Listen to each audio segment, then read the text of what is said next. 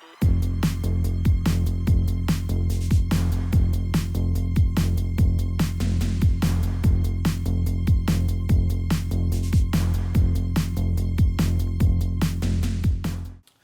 and yeah. Good stuff. Hello, welcome to YCFT. Yeah. Today, we are looking at another Scooby-Doo film. Uh-huh. We're looking at the sequel to Zombie Island. We're looking at The Witch's Ghost. Scooby-Doo and the Witch's Ghost. And The Witch's Ghost. Classic. We had so much fun rewatching Zombie Island that we just had to. We literally rewatched it moments before recording this. Finished watching it. It's like, we're doing this one today. Enjoyed all 67 minutes of this film. Short film. Ridiculously short film. Yeah, film. shorter than Zombie Island. It is. I was saying as well, like when you're a kid, you just don't pay any attention. You just don't pay attention to the runtime of the film, no. It probably felt quite long when I was a kid. Yeah. Just over an hour. It's mad. It's perfect to fit into, like, because obviously it aired on Cartoon Network. Yeah. So it kind of I think it fits perfectly as something to run during the day for kids. Yeah, definitely. But if you paid to see it in the cinema, you're like, go to the toilet, I missed half that film. Yeah. Just give me some background on this film. The basics. So give me the basics. It's released only a year after Scooby-Doo on Zombie Island, 1999. Shaggy is replaced by a guy called Scott Innes. Yes. I don't know if I'm pronouncing that right, but Innes. He comes back to voice Shaggy and Scooby for a he couple voiced, of the films. Yeah, he voiced Scooby and Zombie Island. Billy West, who voiced Shaggy in that. Basically, he was too busy doing Futurama, so he couldn't come back, so Scott Innes did both Scooby and Shaggy. Yeah. The rest of the cast is returning. I think the fact that this was released a year after Zombie Island, yeah, it just is a testament to the success of Zombie Island. People are hungry for another Scooby-Doo direct-to-video movie, and I think this is a very solid follow-up. Oh, it really is. Ghost. I have so many fond memories of this movie. Basic plot is the gang. They meet during another case. This very famous writer called Ben Ravencroft, who may or may not be a little nod to Stephen King. I think there's a lot of nods to Stephen King in this film. It's shameless. But Ben Ravencroft is voiced by...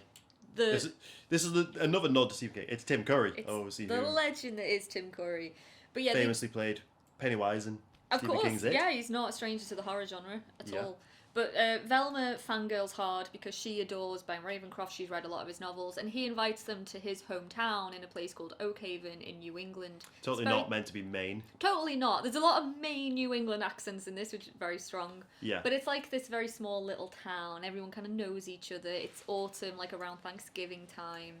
Very picturesque.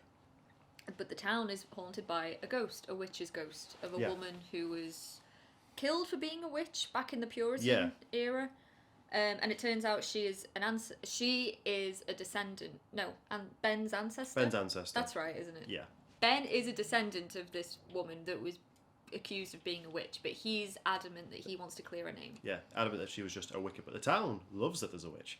The town are thriving on the publicity that they're getting and the tourism that they're getting. I think it's a Blair Witch reference in a weird way. Like, Same year. Yeah. Yeah. And my brain just gave up. I don't even remember what I was about to say. No. But it turns out, like a lot of Scooby-Doo movies, there's twists, there's turns, there's a conspiracy that they do unravel. Yeah. Because the sightings of the witch, it turns out, is one of the townsfolk who's dressing up as a witch in order to try and attract a lot more tourism. But it's more, I say this is more of a conspiracy than a mystery. It is a conspiracy. Because it's the whole town that's behind it, which I think, it's a very unique take. You were used to Scooby-Doo, especially the series, be one, maybe two people at most. This is a whole town. And it's profiting on... We know it in real life. People have gone on ghost walks, they love haunted buildings, they're profiting... People like to be scared. On the supernatural. Ghosts sell. Ghosts do sell. Yeah, and they even talk to Ben about it, because they're like, you make money from writing horror novels, we're making money from just a scary story. Yeah. So yeah, that's one side of the story, but kind of following on from Scooby-Doo on Zombie Island's legacy. You couldn't establish that monsters are now real and not have a follow-up with a real monster. But it comes very late. The real monster comes very late into the game. So yeah, they unravel that conspiracy. That side of it is done, but it turns out that witches are actually real. Yeah. And Sarah Ravencroft, Ben's ancestor, was not a Wicca. She was actually a witch. The Wiccans trapped her in a book. She was a bad witch. And Ben is aware of this and wants to free her so they You can mean the rule most world famous together. voice actor in this turns out to be a pretty main bad guy? Yeah. Shock. That laugh, though. Oh, his laugh. He's the evil, brilliant. sinister He's laugh. brilliant. When he turns... Yeah. He's perfectly believable as a weird author. Yeah. But as soon as you, like, the evil reveal, he's amazing. And the reveal of Sarah as well. She comes out of the book. Yeah, she's the big bad. It's quite creepy. Cool. Oh, yeah, and she speaks still in, like, the language of her time. Yeah. There's a lot of thee and thous. Yeah. Thouest. One thing I really like, again, it's like a first in this one, is it's a bit of a car chase in the Mystery Machine. And she's like blasting it, the tyres get blown out, the windscreen. Yeah, it takes We've a never battering. seen anything like that. The Mystery Machine's usually just used to transport them from place to place. Yeah, yeah. But there's definitely a bit of a rarely a hero. different tone from Zombie Island.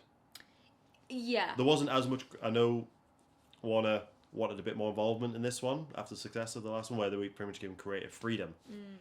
It's definitely a bit more kid-friendly than the last one. Yeah. It's not as dark. I think, yeah, I agree with that totally. It's a lot more silliness. Like, yeah, I love it. It's more like traditional Scooby-Doo, just with a more complex plot. It's like an elongated episode. Episode.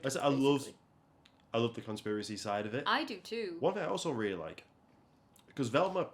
Well, this is Velma's film. Yeah. Zombie Island was Daphne's film. This is Velma's film. Yeah. Alien Invaders is Shaggy's film. Undeniably. This is Velma's, but she works everything out pretty quickly. She does. She It kind of shows that they have been been solving mysteries for a long, long time. So she works it out like that. Yeah. In fact, I'm pretty sure the mayor, she says, "Oh, you're the one who made me suspicious." I think she had it worked out in the first couple of hours. Yeah. Well, it's like even Fred, to an extent, when they first arrive and they hear about the legend of the ghost sightings of the witch, and even Fred's like, "Oh, it's probably just some old crow in a bed sheet on wires." He's not wrong. He's not that He's far not off. that far off. You know, kind of works it out. This is the first, like, they properly call out Fred and Daphne here. It's, oh, why do you always pair off with Daphne? And then she confronts him about, like, Daphne confronts him about it. He comes so close to admitting it. He does. Admitting his feelings for that her. to me follows on from the development of the last film. Yeah, absolutely.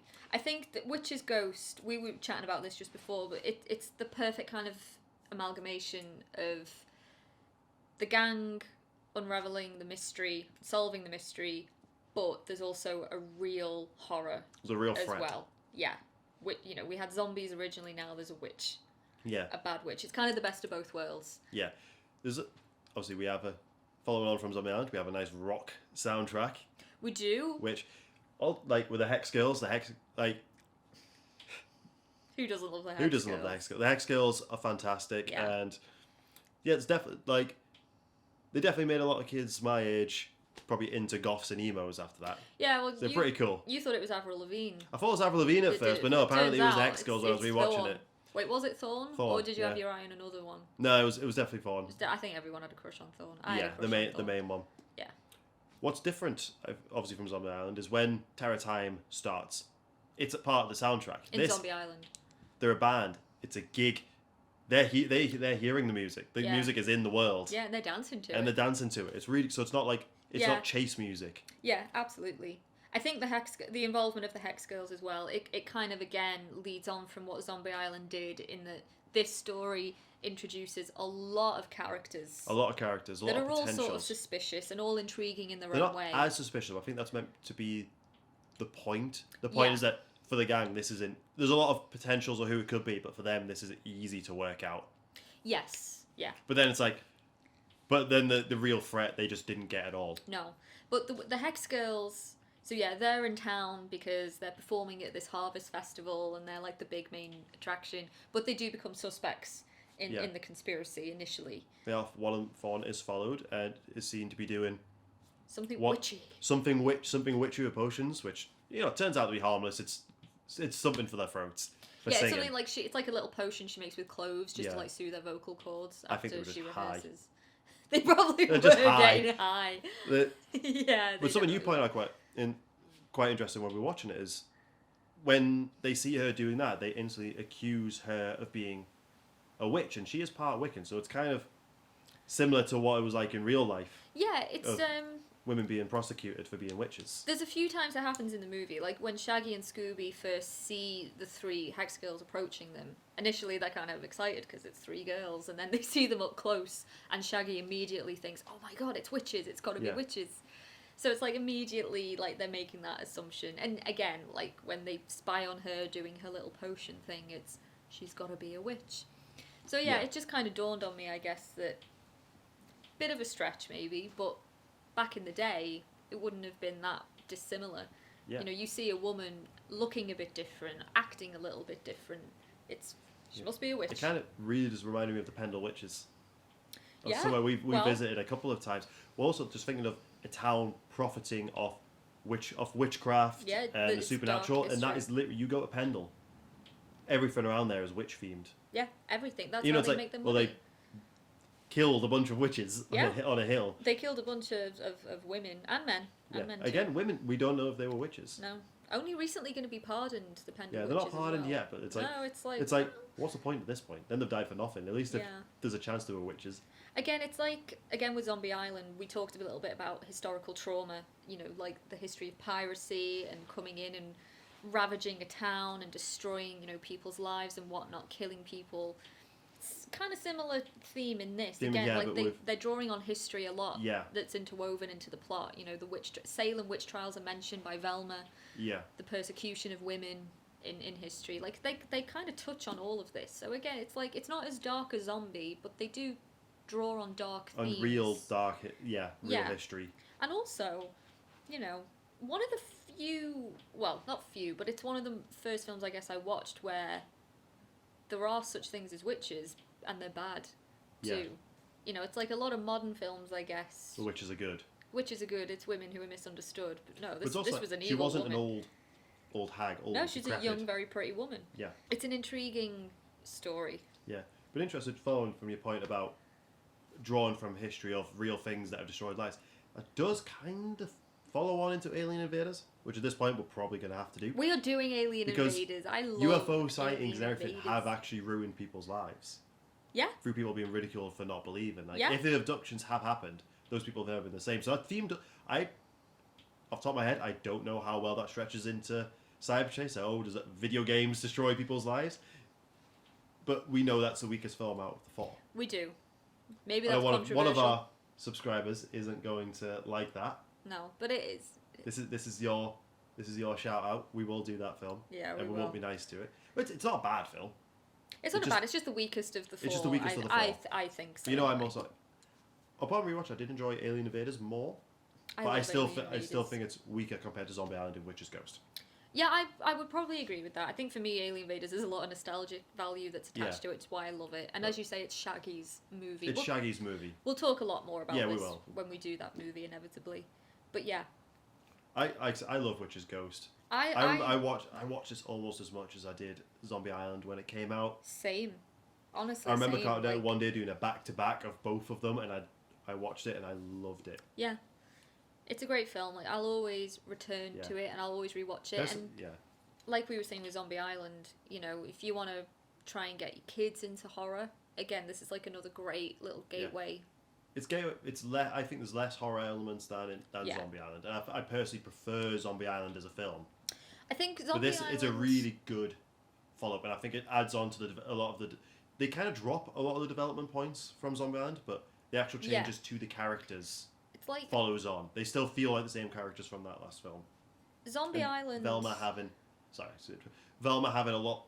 Just being at the forefront here, having a love interest. Like, she kind of does with Bo and Zombie Island, but this is, like I said, this is Velma's No, this is developed story. more. We see there's a lot more like one-on-one time between her and Ben. Velma separated from Daphne and Fred, which doesn't happen very often. No, it doesn't. Velma's skirt gets a lot shorter in Witch's Ghost as well. Oh, she was trying to impress someone. That mini skirt gets higher and higher. You notice that, and the jumper gets more fitted over time as well. Yeah. Not just in Witch's Ghost, but just the evolution of Velma. Recently. That's fair. Even back in the day. I don't like... Velma's always the coolest. Yeah, she is cool, but I don't like this overtly sexy Velma that we've got going on now. She was sexy anyway. She was sexy anyway. She doesn't need boobs, tight-fitted jumpers. She's cool. She's cool as she is. Yeah. But yeah, she does have a mini skirt in this. She's flirting. But yeah, I think, back to your point, Zombie Island is a great horror film. Witch's Ghost is a great Scooby-Doo film. Yeah. Not saying Zombie Island isn't a good Scooby-Doo film. This is just, it's more classic Scooby-Doo. Yeah. It's classic Scooby-Doo with a more intricate plot. Yeah, but you saying as well, like, the silliness in this one. The like, silliness in it is more like the original series. Yeah, it's like there's a scene where Shaggy and Scooby are trying to outrun a gigantic turkey. Yeah. And Which I love. I love every and that scene. They freak it out by dressing as Puritans with saying that it's time for basting. It's time to baste this bird. It's like, baste this bird. It's like, fuck, I'm out of here. The turkey does I not love it. like I that. love that. Yeah, and the pumpkins. Pumpkins are kind of creepy as well. There's a lot of Stephen King references throughout this. This whole Yeah, plot there could have been a is. Stephen King book. Yeah, I mean, even the town that it's set in, Oak Haven, it's in New England, which is, obviously Maine, and the mayor of Oak Haven, he has a very distinct New England accent. Yeah. Which, if anyone has seen the original Pet Sematary, you'll know exactly what that sounds like. Yeah. I also really like the the Wizard of Oz reference. He pours the water over. Oh, he pours the water over the witch. Obviously, it worked to the Wizard of Oz. Yeah, she just looks really angry. Because I didn't realise it wasn't Billy West. Because it's been a long time since I've watched this. Is it long? About 2 years. Yeah, Prior probably to that, longer for me. I think Scott Innes did a really good job as Shaggy. I wouldn't have noticed a difference, in all honesty. Yeah. Maybe if we'd have watched them more closely I believe together. he continues to do both of them for the rest of them. Yeah, because from what remember from Alien Invaders, it's got to be the same guy. It's too similar, the cadence and everything. But yeah, it was a shock that he also voiced Scooby. Yeah. In this. He had to act off himself. Acting off himself, yeah. What a job. Matthew Lillard had to act off nothing. He had to act off himself. Of himself, yeah. But no, like they're all great. I think all the characters perform really well in this. But you're all right. Like, it is Velma's movie. Yeah. She pieces it all together. She sets the trap in this That's film. it. Yeah, we didn't get a classic. Apart from like the opening film, we didn't get the classic trap. No. The trap the monster. They did it. It worked. It also, it's the first time it worked. Yeah. Because in the series, it would always mess up in some way. Yeah. The trap worked. Velma in this also is the one that kind of puts it together in that it's got to be Thorn that can dispel the witch. It's got to be her. Because she is, like, well, even Fred is very suspicious of, it's more like the book, isn't it? It's like, why is Ben so obsessed with a book? Yeah. So it's like, you can, obviously, again, they've been doing this for a long time. They may not suspect him, but they do kind of think it's a bit weird. Yeah, and this book is Sarah's book that she buried before she died, and he's been searching for it ever since. Because she didn't. She's trapped in it. Well, yes, the Wiccans buried it. The story that's out there at the time is that this book has been buried or lost to time, and he wants to find it because he wants to try and prove that it will. Prove that she was a Wiccan, not steal her power and release her and rule the world. Ultimately, obviously, that's I like a good, simple bad guys. I just want to rule the world. Just want to rule the world. But it's like that classic thing of like, you conjure up the devil, you can't expect him to obey your rules. It's like, that's a good quote. I like that one. Not in his nature. And it's like, why would he think that Sarah would obey? He does get his comeuppance. He gets like a shocking comeuppance. Yeah, it's not as shocking as the end of Zombie Island. Like, there's no disintegration. No, but he is forever trapped inside a book. Yeah, and he's not dead. Like, he's mortal. The scene is Sarah. She's being dragged back into the book, and she grabs hold of Ben's ankle, and she's like, "I won't go back alone. Yeah, you're coming with me." And this is just the final scene of Ben just screaming as he's being dragged away. Yeah, I like the comeuppance. Oh, it's you can't do evil shit in these films. Get away with it. I always wonder though. It's like at some point, the townsfolk are going to wonder what happened to Ben Ravencroft, guys. I think it's one of those things like any Stephen King novel. The town's going to know, but no one outside the town will know. It's like, is no one going to ask questions about this? Like, his publicist is going to wonder where the hell he's got to. Yeah. They've got a lot of explaining to do. They do. But yeah. Has the sun come to play? Yeah, it has. I can see the rays. And I can see the anger in your eyes. Oh, yeah. But, yeah, I love it. I love it. I thoroughly enjoyed rewatching it. Yeah, I'll always go back to this movie. The soundtrack kicks ass. Oh, it really does. Well. I still think Terror Time. Hex Girls are a real group. Yeah. And the music is fantastic. Fits really well in this film. I think Terror Time has a bit more of an impact in it, I think, just because of the scene. Yeah. Yeah. But again, I think that's also following Monsters, the first revelation. Monsters are real, zombies chase. It just, for me, it works. In this, we're being a concert and everything. It works in that story, just for me, Zombie Island. And even just the film, it just hits more. I think. But this is a great sequel. Oh, it is. It's a very solid follow-up. And I used to watch this and Zombie Island kind of intermittently. Like, to the point where they just became almost one film. I just used to watch them so often.